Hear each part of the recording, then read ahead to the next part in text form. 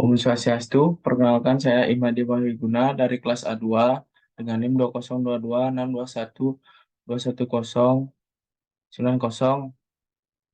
Di sini saya akan menjelaskan materi dari mempresentasikan ulang materi yang tadi dijelaskan.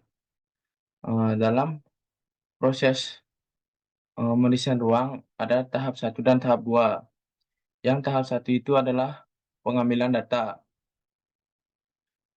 Dari tahap 1 tersebut ada tujuan ruang yang dibuat. Apa sih tujuan ruang yang dibuat itu, gimana gimana bentuknya, gimana site-nya, di mana layout-nya. Yang kedua ada aktivitas. Aktivitas ini dapat diketahui dengan kita melakukan interaksi dengan client brief atau disebut dengan klien.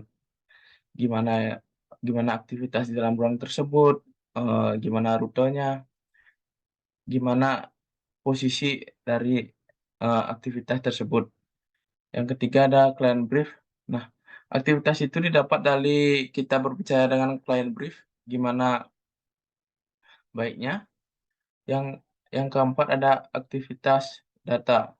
Aktivitas data itu diperoleh jika melalui client brief ya, karena kita mengambil data-data dari client brief untuk mendesain tahap pembuatan pada tahap 1. Yang kelima ada diagram aktivitas.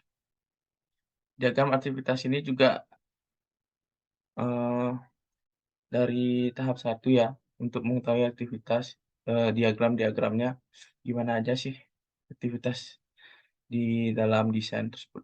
Eee, Lanjut ke tahap 2 yaitu desain proses, untuk mengetahui desain gimana yang kita buat.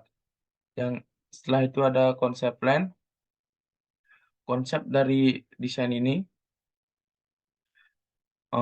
gimana sih konsep konsep dari desain tersebut setelah kita berbicara kepada client brief, konsep ini dibuat. Nah, setelah itu ada klien revisi. Klien revisi ini didapat dari klien brief agar, ada kesalahan-kesalahan tersebut kita bisa mencari di klien revisi tersebut supaya, eee, klien itu puas akan desain yang kita buat.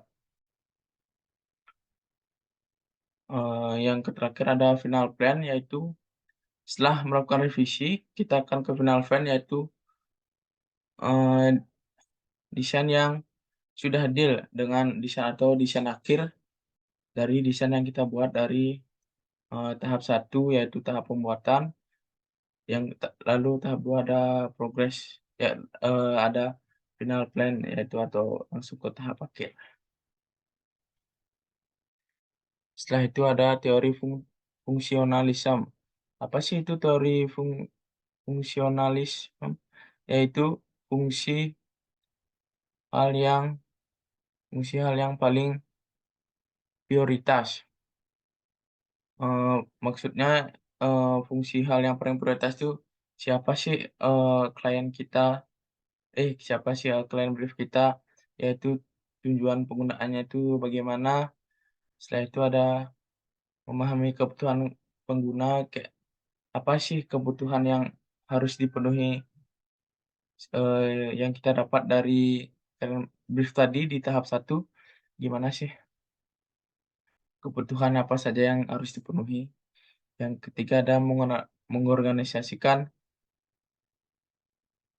kebutuhan, organisasi apa saja yang harus di ruang tersebut. Dari semua ini, dapat kita ambil dari tahap 1 tadi, yaitu penampilan data di Grand Brief ya. Sekian dari materi yang saya sampaikan. Jika ada kesalahan kata dan kurang dimengerti, saya mohon maaf. Sekian dari presentasi saya. Om Santi Santi Santi.